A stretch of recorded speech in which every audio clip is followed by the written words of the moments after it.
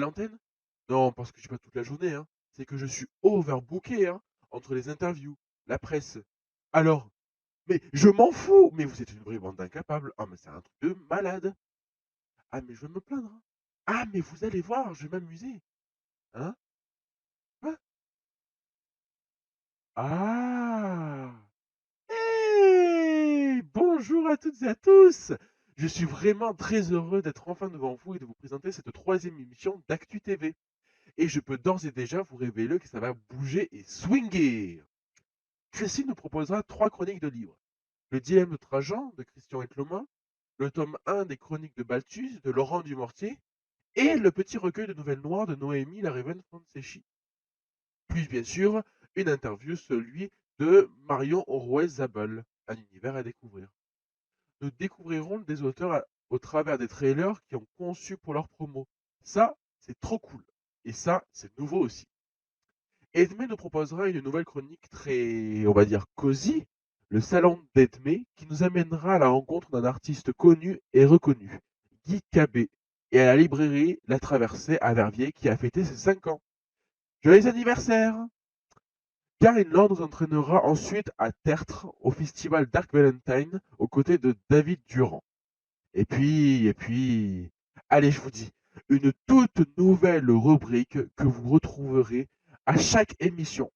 Tilt, et elle nous est proposée par Kerr, notre spécialiste numérique et informatique, monteur et tout, et tout, et tout. Que du bonheur. Alors, démarrons en beauté en faisant un crochet par Verviers à la librairie La Traversée, qui, dois-je vous le rappeler, est l'un des partenaires de notre émission et qui a fêté ses 5 ans. En fait, c'est fin février que La Traversée, située rue de l'Harmonie à Verviers, a fêté l'événement avec un vin d'honneur et 2 auteurs en dédicace. Jérôme Écoute et Kaut, pardonnez-moi, auteur de Je suis un ours, un livre jeunesse qui a écrit et illustré, et Aimé de Havé, bien sûr, qui présentait Toffee et la Préférida, gros succès pour ces 2 auteurs. Beaucoup de monde et du beau monde. Des fidèles, des curieux, des furteurs. Une ambiance sans chichi ni laisser aller, à l'étage de cette belle librairie animée avec dynamisme par Bénard Quickles, que nous avons bien sûr présenté dans notre première émission, un libraire qui aime les livres, mais aussi la ville, dont il ne se lasse pas de dire qu'elle recèle bien des beautés encore. C'est avec impatience qu'on attend les 10 ans. Allez, chouette ces librairies, non? Moi, j'y passerai des heures. Un clip est signé Big Tiff. Vous allez voir, vous allez adorer.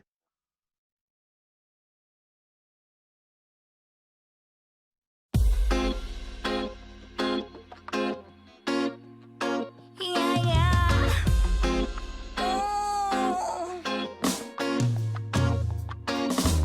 Bienvenue, bienvenue à la main qui danse. Si t'as la tête et les bras qui s'agitent dans tous les sens. Bienvenue, bienvenue à la main qui danse. Et tu rentres peu à peu dans la banane à trans. Bienvenue, bienvenue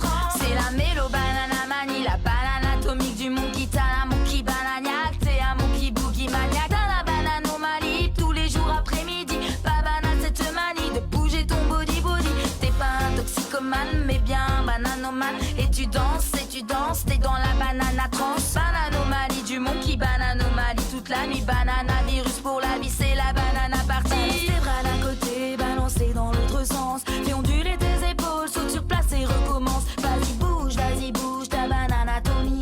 Vas-y danse, la banana monkey. Balance tes doigts d'un côté, balancer dans l'autre sens. Fais onduler tes épaules, saute sur place et recommence. Si t'as les pieds qui avancent au rythme des balances, c'est le tempo qui pense et s'immisce dans tes sens. Bienvenue à la monkey dance. Si t'as la tête et les bras qui s'agitent dans tous les sens. Bienvenue à la monkey dance. Et tu rentres peu à peu dans la banana trance. Bienvenue à la monkey dance. Si t'as la tête et les bras qui s'agitent dans tous les sens. Bienvenue à la monkey dance. Et tu rentres peu à peu dans la banana trance. Bienvenue à la monkey dance. Si t'as la tête et les bras qui s'agitent dans tous les sens. Bienvenue à la monkey dance. Et tu rentres peu à peu dans la banana trance. Bienvenue à la monkey dance. Si t'as la tête et les bras qui s'agitent dans tous les sens. Bienvenue à la monkey dance. Et tu rentres peu à peu dans la banana trance. Bienvenue à la monkey dance. Si t'as la tête et les bras qui s'agitent dans tous les sens. Bienvenue à la monkey dance. Et tu rentres peu à peu dans la banana trance. Bienvenue à la monkey dance. Si t'as la tête et les bras qui s'agitent dans tous les sens. Bienvenue à la monkey dance. Et tu rentres peu à peu dans la banana trance.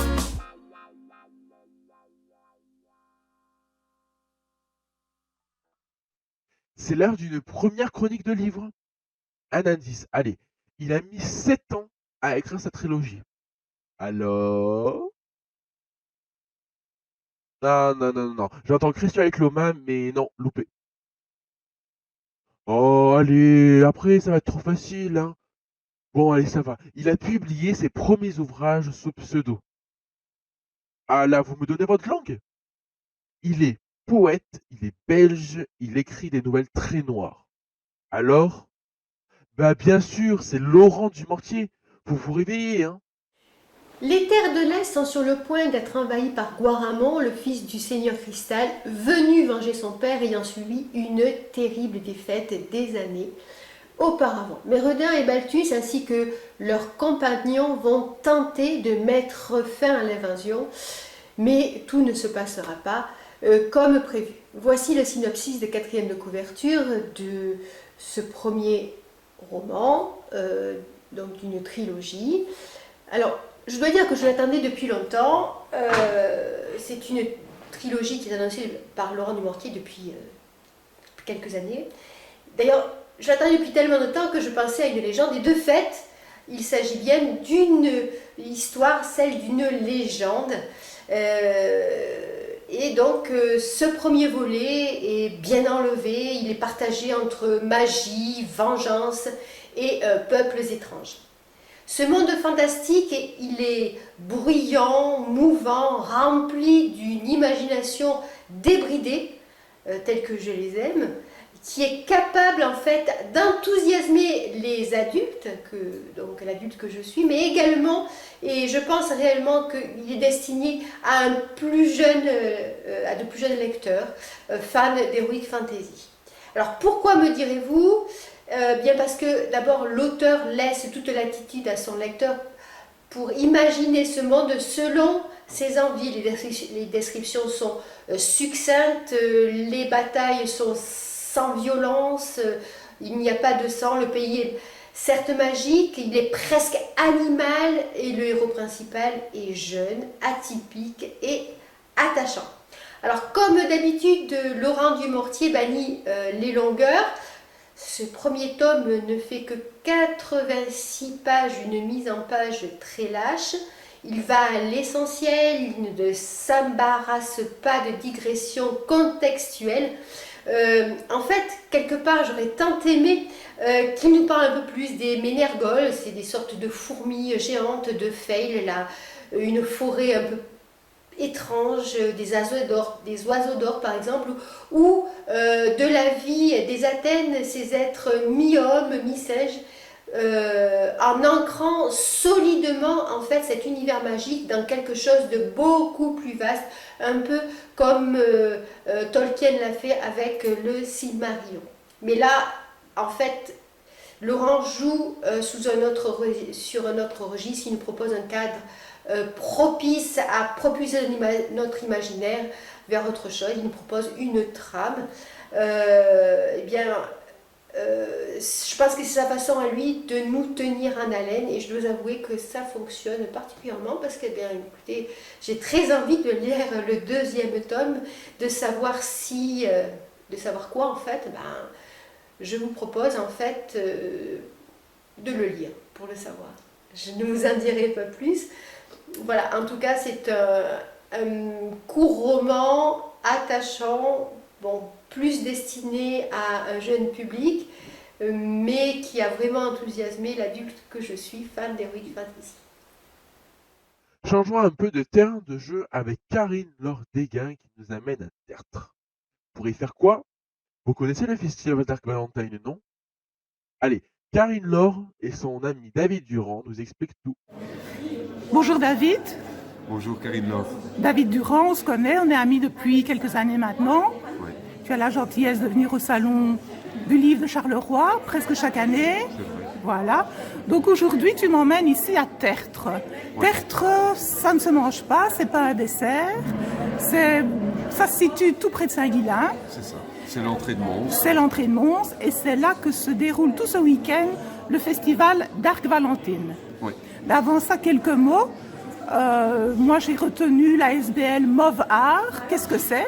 Alors, Promouvoir, c'est avant tout une association, une ASBL, qui vise à réaliser différents événements artistiques, la prise en charge de différents artistes et la mise en avant de ceux-ci, mais vraiment chaque fois dans un esprit et un thème qui se veut le plus libre et le plus accessible possible.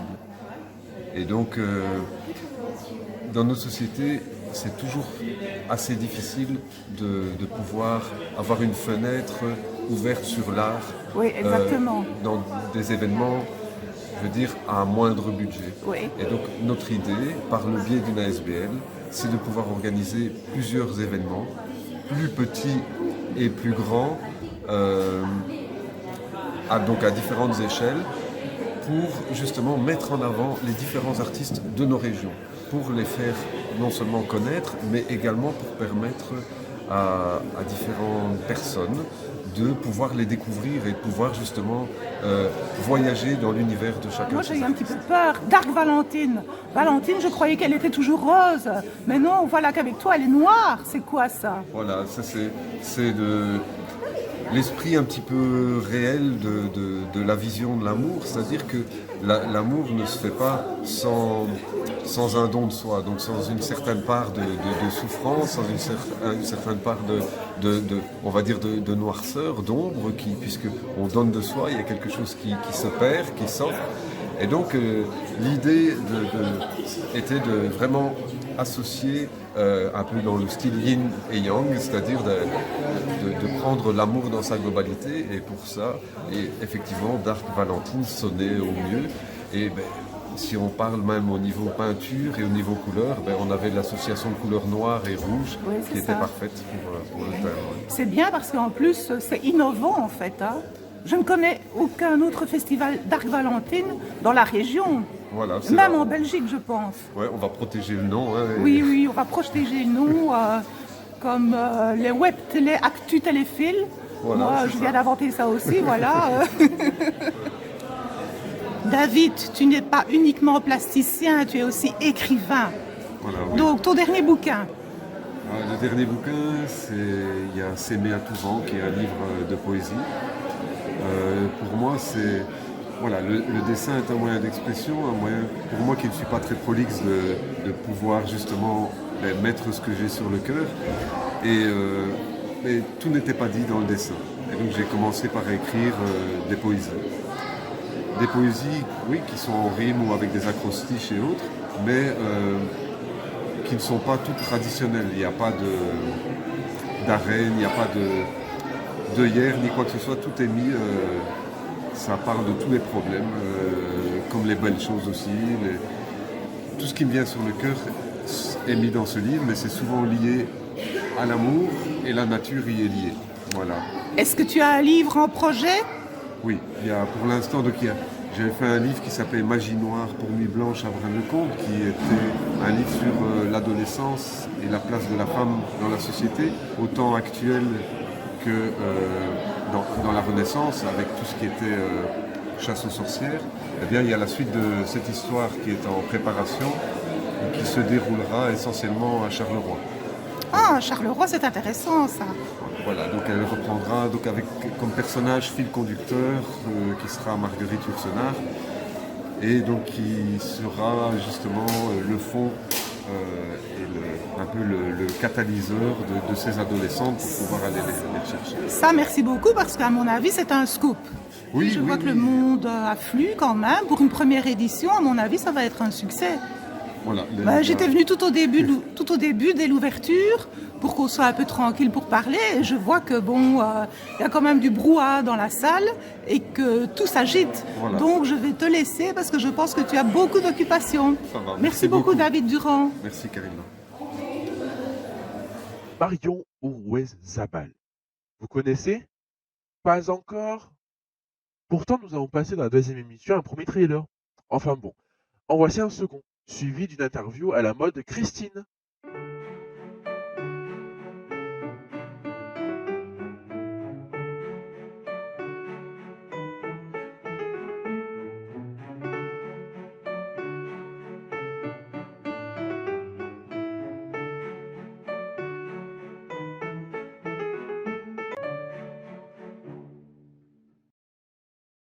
Bonjour à tous, j'espère que vous vous portez bien. Je vous fais une toute nouvelle vidéo aujourd'hui pour vous parler de mon second roman qui a été publié.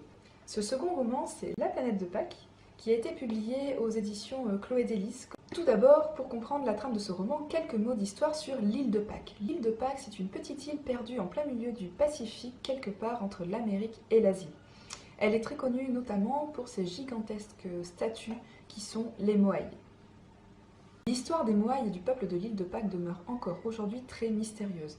Mais il y a une chose que l'on sait, c'est que la décadence de ce peuple est due à la surexploitation des ressources naturelles de l'île. Et comme cette île n'est autre qu'un petit bout de terre perdu en plein milieu de l'océan, difficile pour les hommes, les femmes et les enfants qui y vivaient d'en réchapper. Mais quel est le rapport entre l'île de Pâques et le roman La planète de Pâques?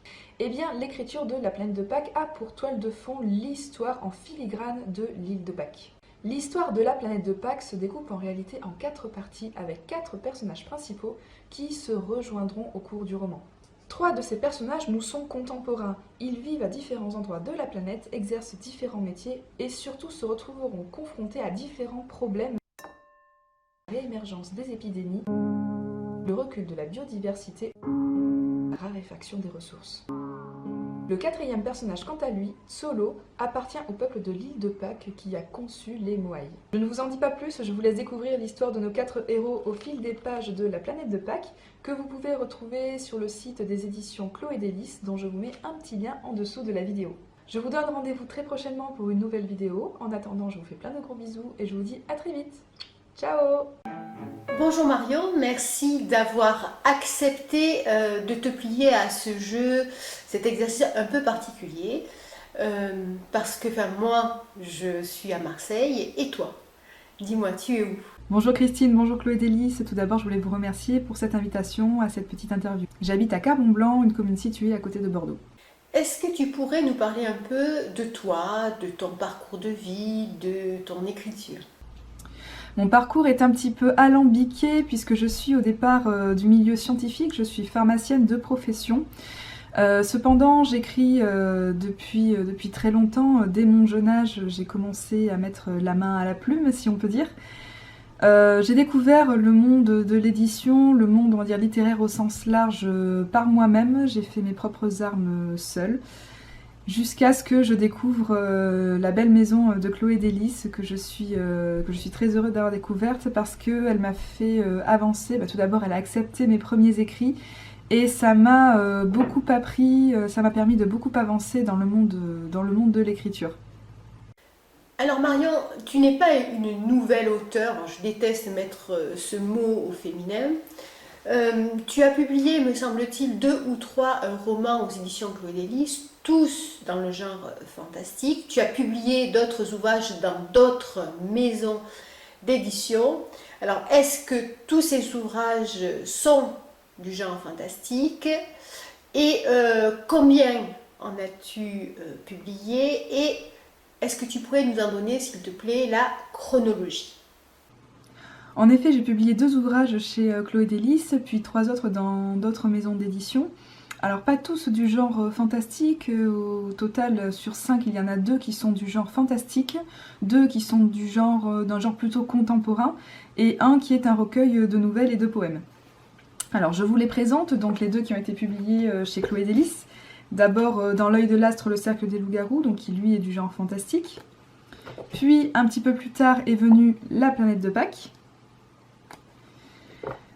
Ensuite, aux éditions Sidérissime de Bordeaux, donc une éditrice bordelaise, j'ai publié Luminescence, qui est un recueil de poèmes et de nouvelles, alors qui n'est plus sur le marché actuellement, puisque les éditions Sidérissime ont fermé leurs portes en 2017.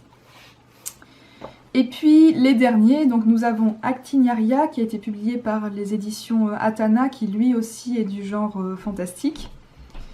Et enfin, Le cœur du taureau, donc le tout dernier, qui a été publié par les éditions Maya, alors pas du tout du genre fantastique, celui-ci plutôt d'un genre contemporain.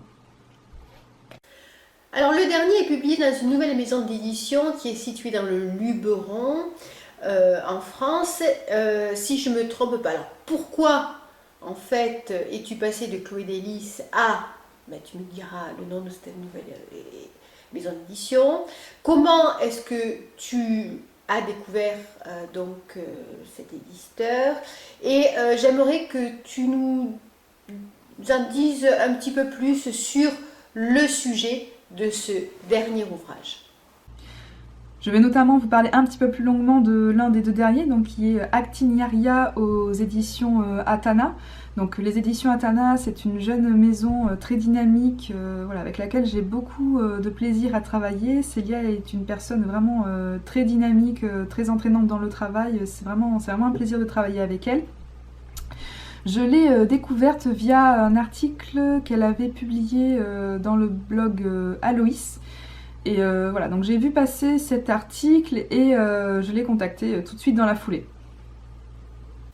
Alors, nous venons de voir ton trailer, c'est le second d'une petite série qui présente chacun de tes bouquins.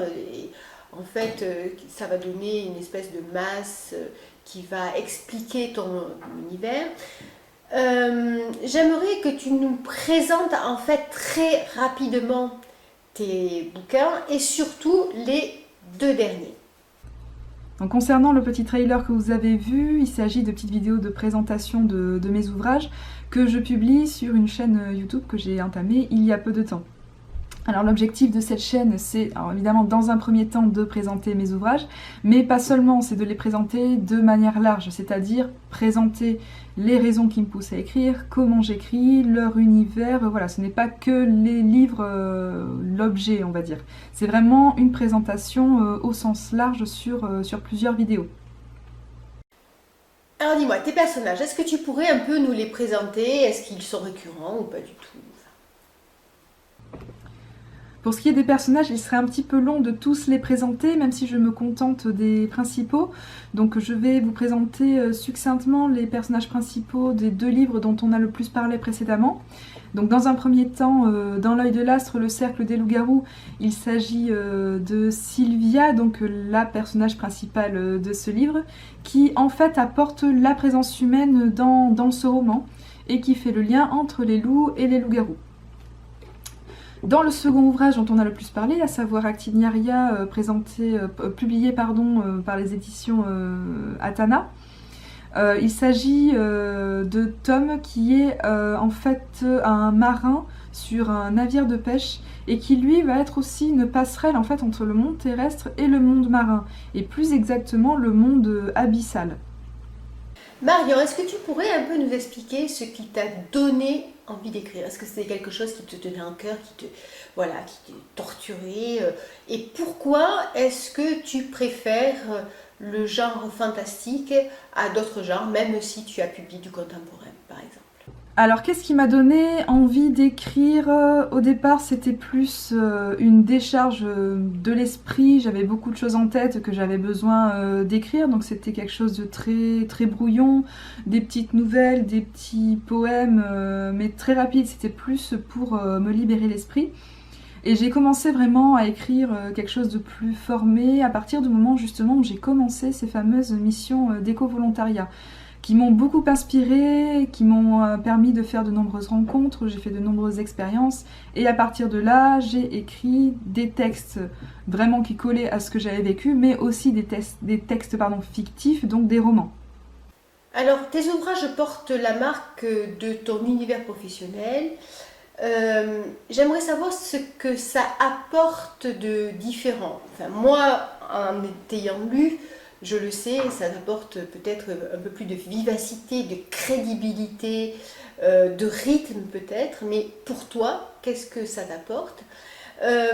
Et est-ce que ce mode de fonctionnement te permet de dénoncer quelque chose? Alors pour ce qui est de l'empreinte professionnelle que l'on peut retrouver dans mes livres, alors c'est en fait pas vraiment ma profession, mais l'univers environnemental, j'y suis depuis déjà de très nombreuses années via des associations, et notamment je fais de l'éco-volontariat depuis très très longtemps. J'ai en particulier commencé chez des éleveurs français, des éleveurs alpins qui se situaient en zone à loup. Sans doute avez-vous entendu parler des conflits qu'il y a entre la présence des loups et les éleveurs de montagne, de brebis en montagne. Donc l'objectif de ces premières missions d'éco-volontariat était en fait d'aller à la rencontre des éleveurs, donc sur plusieurs semaines, voire même plusieurs mois, pour les aider à protéger leurs troupeaux en zone à loup. Donc là, il s'agit, on va dire, de la connaissance théorique et de terrain du loup, l'animal tel qu'il est, on va dire, de connaissances et de pratiques très réelles. Donc rien à voir avec l'univers fictif et fantastique. Donc comment, à partir de là, j'ai basculé dans l'univers fantastique? Eh bien, je suis partie un petit peu du constat de confusion entre le loup, l'animal, on va dire ce qu'il est, et toutes les croyances qui gravitent autour. Et dans L'œil de l'astre et le cercle du loup-garou, je me suis plus particulièrement penchée sur la légende du loup-garou. L'idée première dans ce roman était en fait d'opposer les loups tels qu'ils sont, et les loups-garous. Donc les loups-garous, c'est ça qui m'a fait basculer en fait dans l'univers fantastique, puisqu'évidemment ce sont des créatures un petit peu magiques, un petit peu mystiques. Alors c'est un roman. Les loups qui sont présentés dans ce roman sont évidemment eux-mêmes mystifiés, ce ne sont pas des loups comme on pourrait rencontrer dans la nature, hein. Ça reste un roman fantastique. Enfin, dernière question, s'il te plaît, j'aimerais savoir si tu as des projets, enfin je présume que oui. Est-ce que tu as un petit nouveau en cours ou dans les tiroirs que tu as proposé à une maison d'édition? Est-ce que tu peux en fait nous en dire un peu plus, histoire en fait de nous mettre l'eau à la bouche? Alors oui, j'ai plusieurs projets en cours, dont un surtout qui j'espère devrait être le prochain livre à présenter à une maison d'édition. Donc c'est un roman contemporain qui met l'accent sur les petites failles de notre quotidien et les petites souffrances que ça peut engendrer. Donc c'est une histoire, hein, c'est un roman mais qui peut parler à chacun d'entre nous, surtout les petits non-dits, toutes les petites choses qui peuvent nous frustrer, voire nous blesser et que l'on ne dit pas. Eh bien, je te remercie beaucoup Marion, et puis à te relire. Merci beaucoup à Chloé Délice pour cette invitation.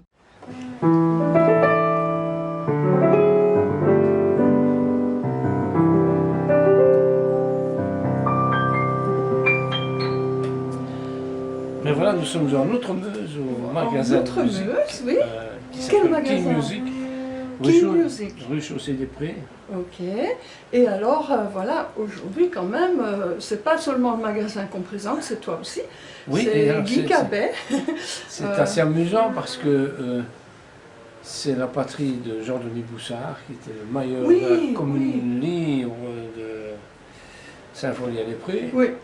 Et je viens de lui succéder à la Société de langue et littérature wallonne. Waouh. Voilà, c'est assez amusant, Oui, c'est le alors- hasard qui fait bien les choses. Voilà, et c'est tout nouveau en C'est plus. tout hein. nouveau. Voilà, donc nous allons faire une interview de Guy Cabet. Et je suis vraiment très contente que tu aies accepté. Mais pourquoi Parce je n'aurais pas que- accepté? Bah, je ne sais pas. Alors, tu es un chanteur belge, mais surtout, tu chantes en wallon. Hein? Je suis un musicien, Un musicien, oui, avant tout. musicologue aussi, puisque j'ai fait la musicologie à l'université. Oui, Mais j'adore le wallon. Et Oui. j'ai vécu dans un village où on parlait encore. Eh, Mon vraiment, père oui. faisait du théâtre wallon. Oui. Donc j'ai appris ça, pas à l'école, j'ai appris ça sur le tas avec les vieux. voilà, oui. Et un jour, j'ai fait mes études avec Françoise Lempereur. Oui. Françoise Ah oui, Lempereur, oui, je la connais. Bah oui, c'est travaillait comme ça à qu'on s'est RTBF. connus. Et on s'est connus comme ça, Oui, parce que par j'ai écrit elle, la oui. musique d'un film qu'elle a réalisé. Effectivement. Et donc elle savait que elle venait de reprendre la direction des émissions wallonnes à Liège. Et elle savait que je jouais du jazz et que je savais parler wallon. Oui. Et faisais mon service militaire. Un jour, on m'a dit, on vous appelle au téléphone. Et je suis allé répondre. Et c'était François qui me disait, on réorganise le concours de la chanson wallonne. Je sais que tu fais du jazz et on a besoin de trucs un peu plus modernes que d'habitude, Oui. que les hymnes pleurés habituels. Oui, voilà. Est-ce que ça ne te dirait pas d'essayer d'écrire quelque chose? Parce Oui. que je sais que tu parles wallon. Et comme j'étais à l'armée, je n'avais pas grand-chose à faire. Oui, Je me suis dit, pourquoi pas? Et c'est parti comme ça. super, oui. Oui, alors, mais moi, le premier que j'ai connu, c'est à Montlaquin. Voilà, tout à fait, ça faisait ça. Oui.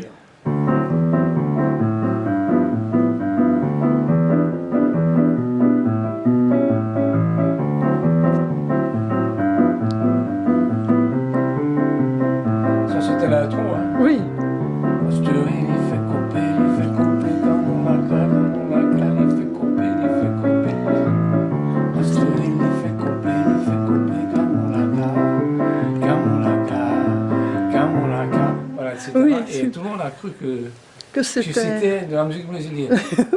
J'ai même reçu une lettre d'un éditeur parisien, et ça aurait dû faire un tube beaucoup Plus vaste, plus vaste plus que ce que ça a étendu. fait, mais il y a eu tous ces problèmes dont je ne parlerai pas ici. Oui, Mais j'ai reçu une lettre d'un éditeur parisien, c'était Warner Bros. Qui Oui. me félicitait d'avoir eu l'idée de chanter sur des musiques brésiliennes des textes en flamand. oui, En flamand. En Ah oui, j'ai flamand. toujours la lettre, Oui, je, ah bon, je ne l'ai oui. jamais jetée parce que c'est trop rigolo. oui, non, ça c'est une perle. Donc tout le monde a cru Oui. que j'étais un Brésilien et ça fait...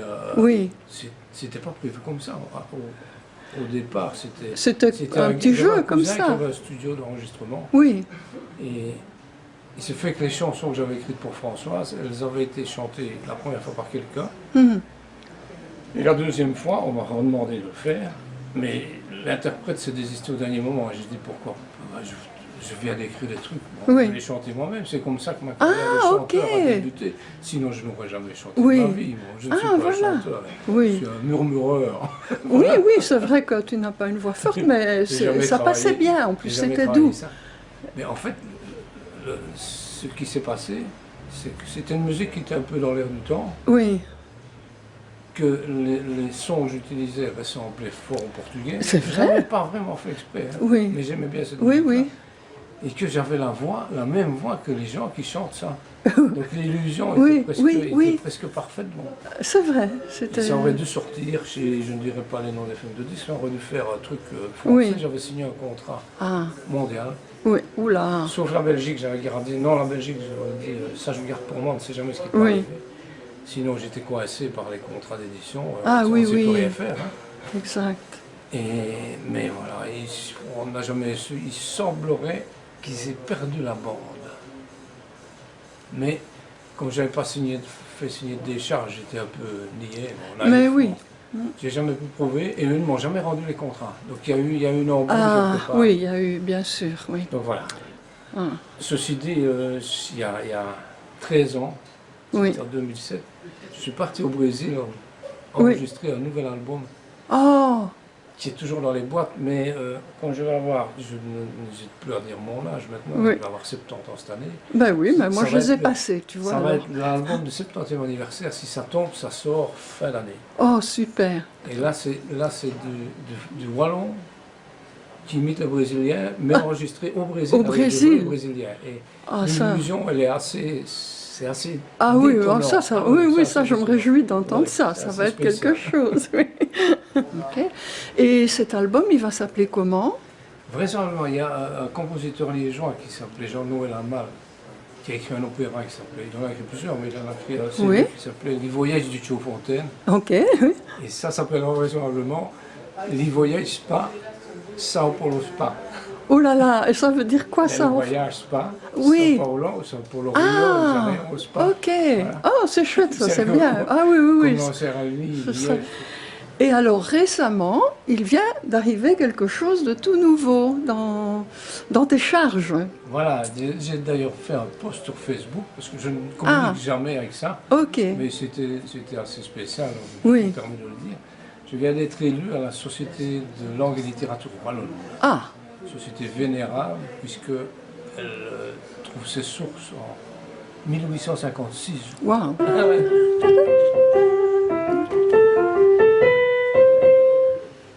Et je suis fière d'être wallon. Hein. Oui, voilà, tout à fait. Je suis fière, je suis fière d'être wallon. Ça tourne toujours. J'adore, oui, pour le moment ça fonctionne.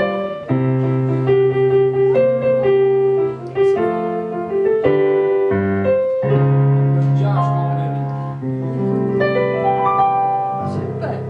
Et ben voilà une magnifique conclusion pour notre rencontre d'aujourd'hui. Ah oui. Et encore merci, hein, parce que c'est gentil d'être disponible pour nous. Et Comme je dis, je suis retraité. Hein? Je suis retraité. Oui, J'ai le temps. oui, je sais. Il y a une semaine de retraité, Oui. c'est 6 dimanches Ah, et tu- un samedi. Ah, tu trouves, toi? Moi, je suis retraitée aussi, mais j'en fais presque plus que quand je Moi travaillais. aussi. Eh bien, voilà, donc, on vous a présenté donc Guy Cabet, et c'est du wallon, c'est du belge, c'est du bon, voilà. Merci à cet artiste fantastique. Je vous disais que nous en reparlerions avant la fin de l'émission. Le dilemme de Trajan. Une présentation signée Christine Brunet. Enfin, le troisième volet est arrivé. Après Mon amour en Pompéi, Les larmes de Titus, voici le dilemme de Trajan. On y retrouve pour le plus grand plaisir, notre plus grand plaisir, bien les mêmes personnages, le juge Roland Lévesque, l'historien donc Donato Amonelli et donc Jacques Liévin, plus bien sûr Laetitia, la belle romaine pour laquelle l'évêque est parti à Pompéi. Donc ici tout commence dans la Rome antique sous le règne de Domitien qui fait enlever le jeune fils de Laetitia et je vous le donne en mille, quoiqu'on pouvait bien s'en douter à la fin du second opus, donc le fils de Laetitia et de l'évêque qui a, oui, certes, une femme au XXIe siècle, Françoise, et une autre dans la Rome antique, c'est bien pratique. Pour rappel, pour les lecteurs peu avisés qui n'auraient pas encore découvert donc, cette trilogie, l'évêque, alias Aulus, évolue dans la Rome antique auprès des plus grands. Alors, grâce bien sûr à sa connaissance de l'histoire, il devient leur oracle en annonçant les événements avec forcément une précision qui interpelle. Et Domitien ne fait pas exception à la règle. Avide de connaître son destin, il sait bien sûr que la population donc le craint, voire le hait. Donc il fait enlever le jeune garçon Rufus et menace de le mettre à... de le mettre à mort si son devin de père ne se livre pas et ne vient pas le voir. Or, l'évêque a quitté l'Antiquité depuis près de 8 ans, voilà planté le décorum, mais là, je vais arrêter mon résumé du récit, je n'ai absolument aucune envie de vous en dévoiler la suite, ça serait bien dommage. Des péripéties en fait qui sont toutes plus inattendues les unes que les autres. Alors un rythme, des surprises, une documentation absolument incroyable. On a l'impression d'être propulsé au cœur d'une société à la fois sclérosé, oppressé et forcément archaïque pour nous. Tous ces éléments, en fait, font de ce roman qui fait pas tout à fait 300 pages, un texte attachant, étonnant, détonnant et divertissant. L'écriture facile et simple enfin, nous permet de tourner les pages sans ennui, avec un intérêt toujours renouvelé et surtout une question qui nous taraude en permanence: comment tout cela va pouvoir se terminer. Le dilemme de Tanger, en fait, c'est un magnifique troisième volet, pour moi c'est le meilleur. Mais il faut bien avouer que j'aurais bien aimé retrouver les héros dans d'autres aventures. Ça serait plus une trilogie, mais pourquoi pas. D'autant que les imbrications temporelles, passionnantes, associées à un certain aspect du récit dont je ne vous dirai rien pour justement pas casser cette surprise, donnerait à mon sens une base solide à beaucoup d'autres romans. Alors franchement, Christian, bravo, j'ai adoré. J'espère que tu écouteras tes lecteurs et qu'en guise de trilogie, tu feras un 4e tome. Voilà. Nouvelle chronique. Ah merde, pardon. Rubrique qui s'appelle Tilt. Nous vous présentons des trailers, oui, mais vous souhaiteriez en faire un. Mais comment on fait un trailer? Dans Tilt, on vous explique tout. Enfin, pour cette fois, comment conçoit-on un diaporama dynamique? Pierre, tu nous expliques s'il te plaît?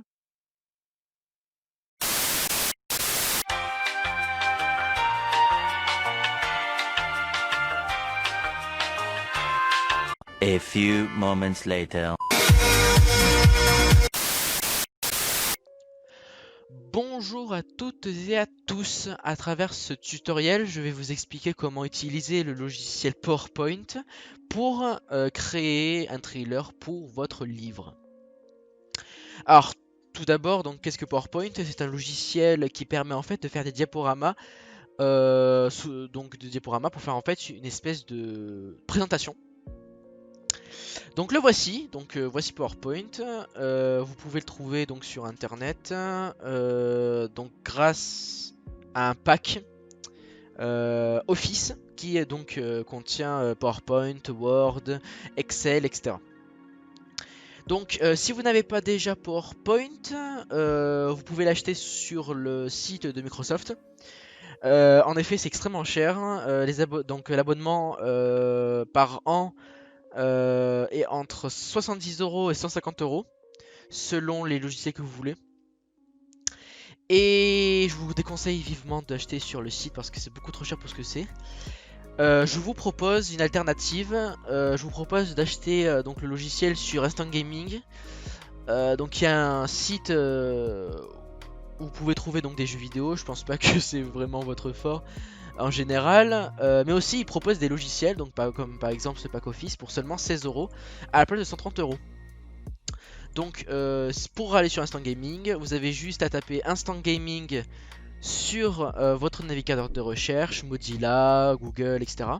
Et le premier résultat, ou sinon l'annonce comme vous voulez, vous permettra de directement arriver sur le site.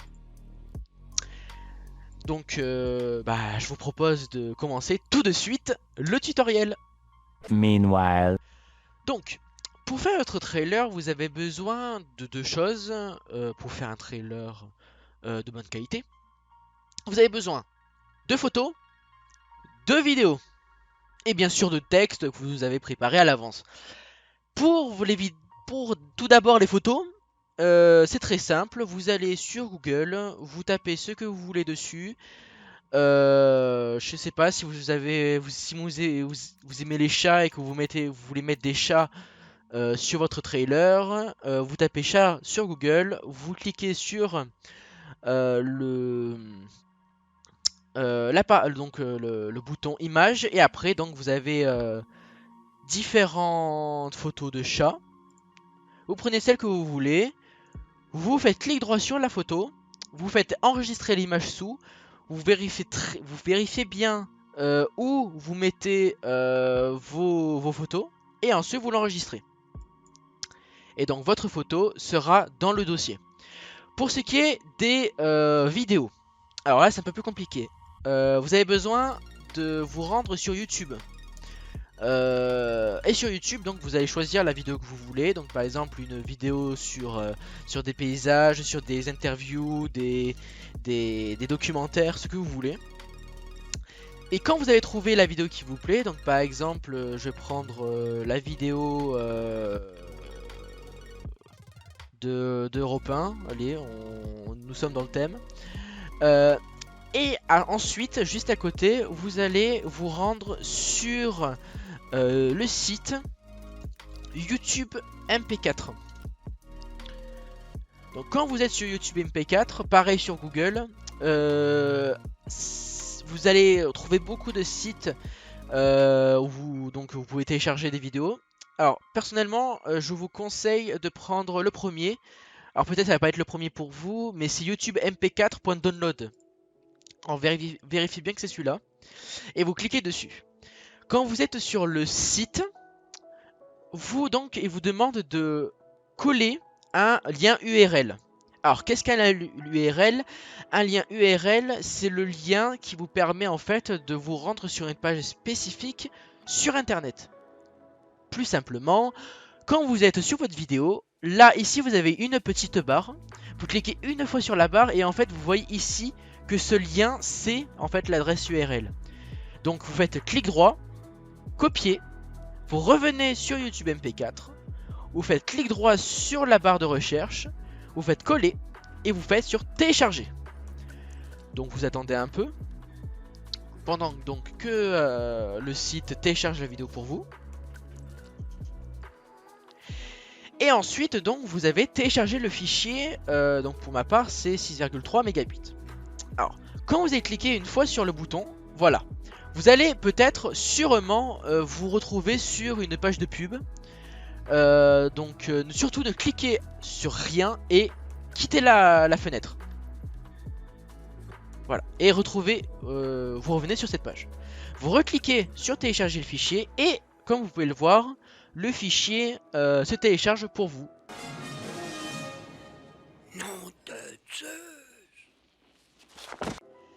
Félicitations, vous avez fini la première étape du tutoriel pour faire votre trailer. Alors normalement vous avez choisi vos photos, vous avez téléchargé toutes les vidéos que vous avez pu trouver sur internet. Et donc maintenant vous allez enfin pouvoir commencer à faire votre petit PowerPoint. Alors donc vous pouvez démarrer PowerPoint, vous créez une nouvelle présentation. Et ensuite donc vous vous retrouvez sur la page d'accueil. Alors vous pouvez rajouter un titre, un sous-titre comme vous voulez. Par exemple je vais mettre livre Christine Brunet.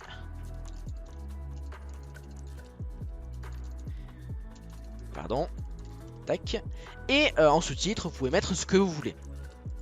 Alors le fond d'écran blanc c'est pas la meilleure chose à faire. Non, c'est trop blanc pour du blanc. Et donc pour ça, je vous conseille de retourner encore sur Google et de trouver des fonds d'écran assez sympas que vous pouvez mettre sur votre trailer. Donc par exemple si vous avez un livre qui se passe dans l'espace, vous pouvez prendre une image avec comme thème l'espace. Si votre livre est un peu plus noir, vous pouvez peut-être directement mettre un fond noir, un fond rouge, mettre peut-être un fond avec des fleurs si c'est un thème un peu plus romantique ou ce que vous voulez. Alors, par contre, faites attention si vous voulez mettre une photo qui n'est pas une couleur unique. Donc si vous voulez une photo qui n'est pas que du blanc, que du jaune, que du rouge, que du noir. Donc par exemple comme ces photos ici, je vous conseille de vérifier la résolution de l'image.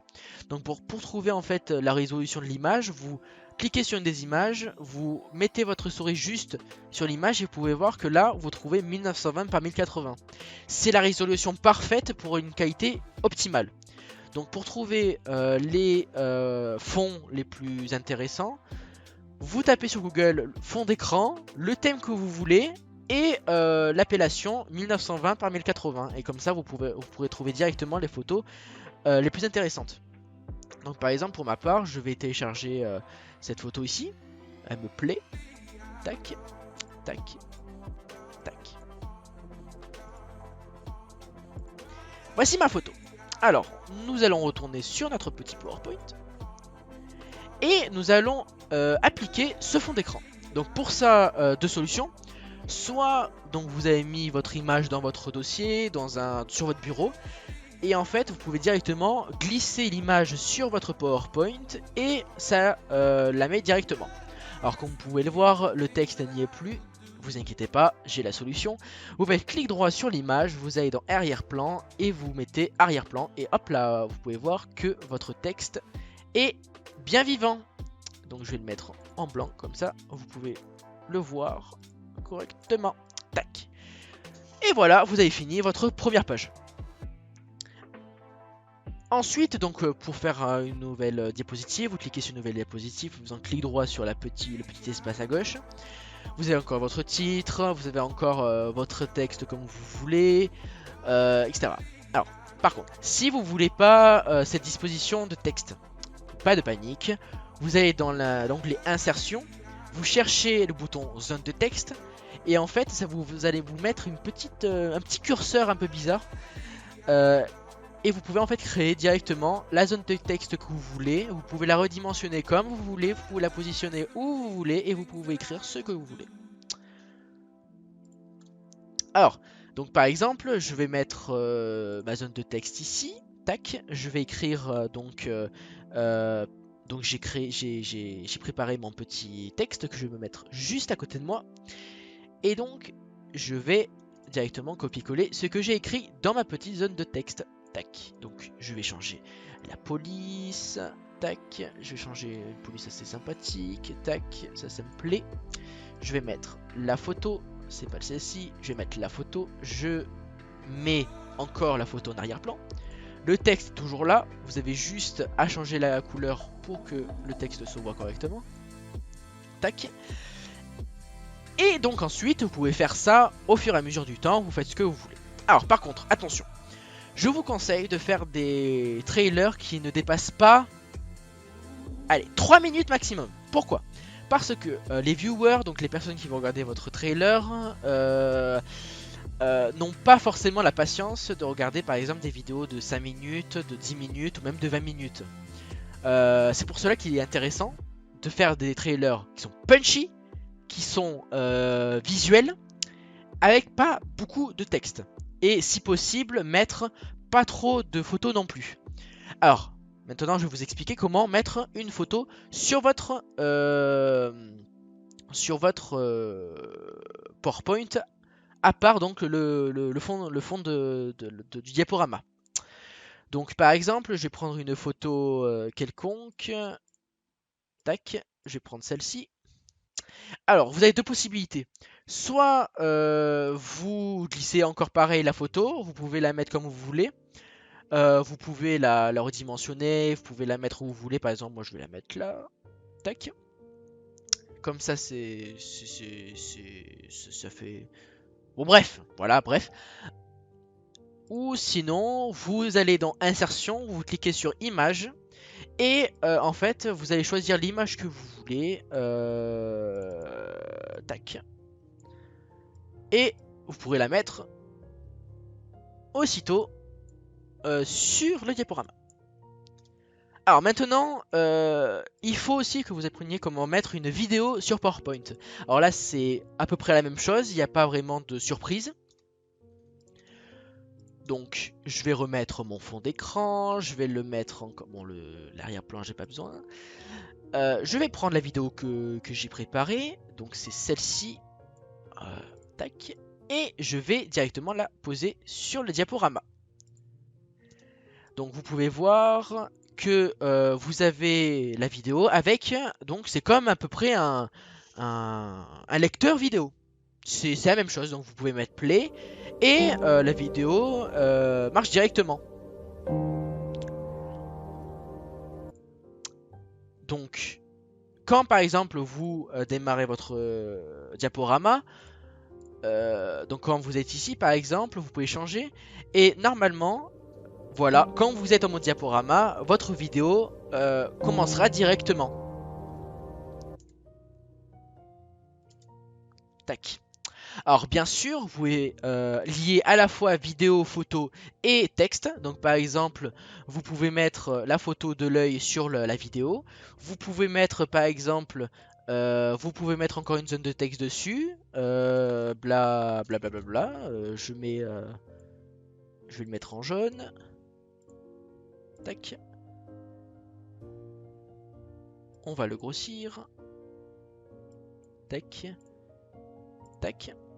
Donc comme vous pouvez le voir, basculer, tac tac. Et donc tac, votre diaporama marche correctement, votre vidéo marche correctement avec au-dessus votre photo et le texte que vous avez mis. Alors pour faire un peu plus cool, alors en plus des vidéos, en plus de votre texte et vos photos, vous pouvez mettre en plus des animations.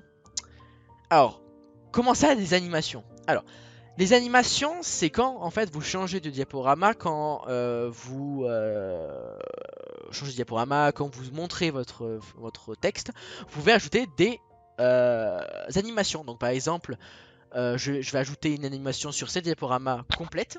Donc vous allez dans le menu transition, vous allez donc vous choisissez celle que vous voulez, donc par exemple rideau, et donc vous pouvez voir en fait. Quand vous passez d'une diaporama à l'autre, quand vous êtes sur le mode diaporama, vous avez donc une animation qui change directement votre diapo. Et donc ça, vous pouvez le faire pour tout. Donc les transitions, c'est pour chaque diapo. Donc par exemple pour la diapo 1, vers la 2, vers la 3. Et ensuite, pour tout ce qui est des animations, ça va se passer sur les photos et sur le texte.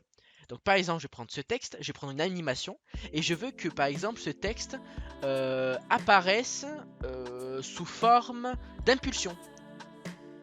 Ou par exemple, il va rebondir. Tac. Et comme pareil que pour la photo, vous cliquez sur la photo. Vous mettez par exemple, moi je veux qu'elle apparaisse grâce à une roue. Tac. Hop là. Et donc, vous allez en mode diaporama. Vous cliquez où vous voulez.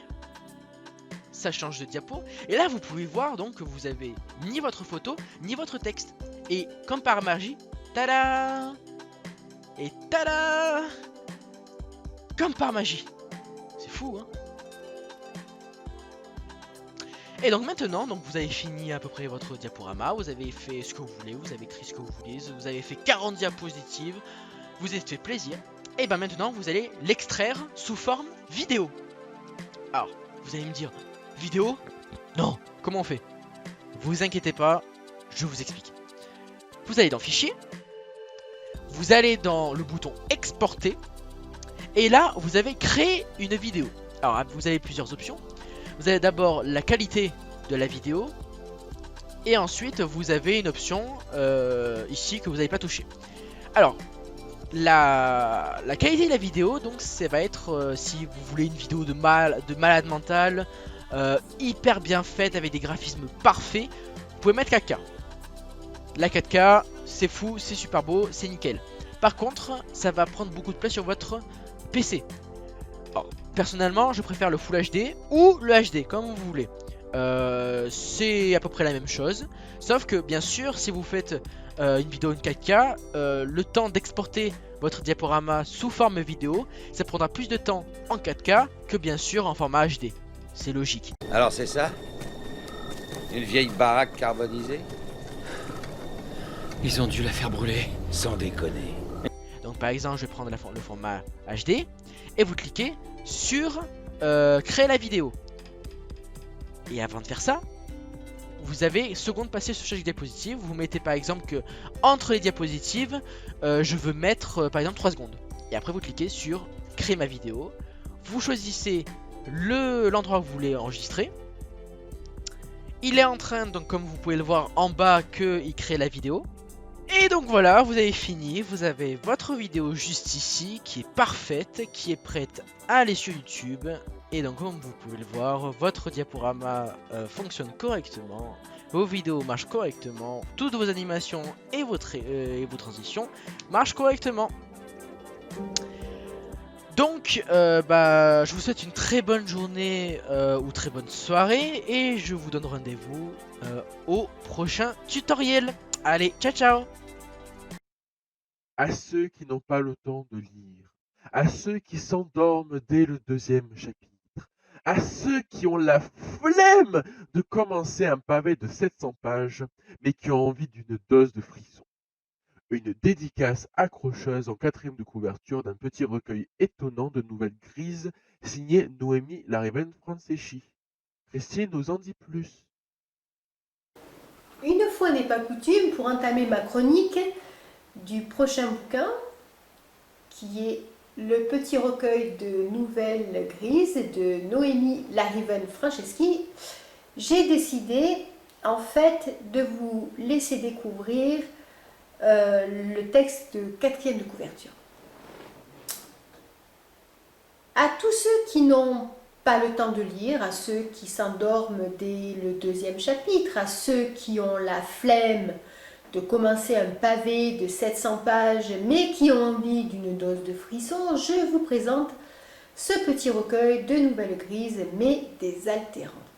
Vous y trouverez des personnages très différents à chaque page, des situations au quotidien qui basculent dans l'horreur en un clin d'œil, des histoires courtes et sombres qui vous feront relativiser quant à vos petits soucis. Je vous souhaite une bonne lecture et de jolis rêves. Voici pour la 4e de couverture. Et voilà pour le ton. De fait, je peux vous assurer que ce court recueil de 85 pages dépote. Ce sont des histoires brèves, punchy, surprenantes, frissonnantes, d'un gris noir qui chamboule, d'autant que l'écriture est dynamique, très dynamique, proposant des phrases courtes, ciselées comme autant de claques que l'auteur s'amuserait à donner à son pauvre lecteur pour retarder son sommeil. Inutile d'ailleurs parce que je vous garantis que vous resterez éveillé, accroché à votre siège, sur les dents, lumière éclairée, oreilles aux aguets, juste au cas où. Voilà. Donc ce petit recueil est étonnant, très noir, mais vraiment rafraîchissant. Allez, je vous livre une courte histoire pour vous mettre l'eau à la bouche, enfin, peut-être pas en fait. Cette petite histoire se déroule page 41. C'est la numéro 24, le titre « La veuve ». Je suis veuve. Celui qui a partagé une partie de ma vie est mort. C'est moi qui l'ai tué. Je l'ai tout d'abord empoisonné et une fois son corps inerte, j'ai fini par le dévorer. Mais ne me jugez pas, c'est mon instinct qui m'a guidé. On ne lutte pas contre sa nature. Dépourvu du moindre chagrin ou de sentiment, je sais que je recommencerai. Je tisse ma toile en attendant le prochain.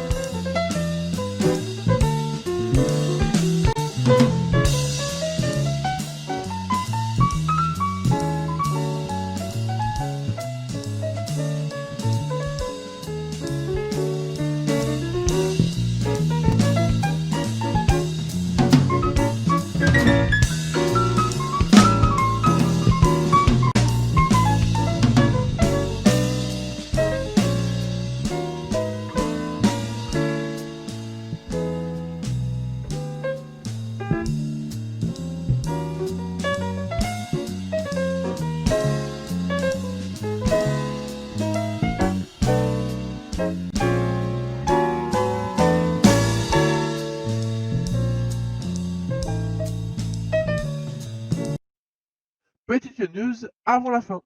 La revue Les Petits Papiers de Chloé va sortir. Enfin, je vais vous dire, enfin. Alors, bien sûr, tout nouveau concours ouvert pour la prochaine fois. Sujet sur le thème du miroir. Ta ta ta ta ta. Tout un programme.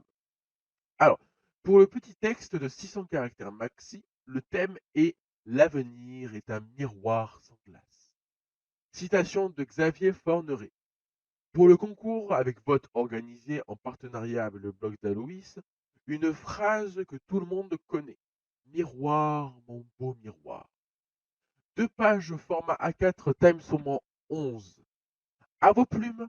Date limite du 1er septembre pour envoyer votre ou vos textes à Christine Brunet via le mail brunetchristine0212@gmail.com ou via le formulaire contact du blog, bien sûr www.alois.me ou via le mail de notre émission contact.actutv2@gmail.com. Alors, cette fois, c'est bien fini. Merci à toutes et à tous pour ce moment partagé. J'espère que vous aurez fait de super découvertes et que nous avons donné envie de lire tous ces titres et auteurs passionnés. Alors, je vous souhaite de très bonnes vacances et on se retrouve bientôt avec de nouvelles surprises. Allez, ciao!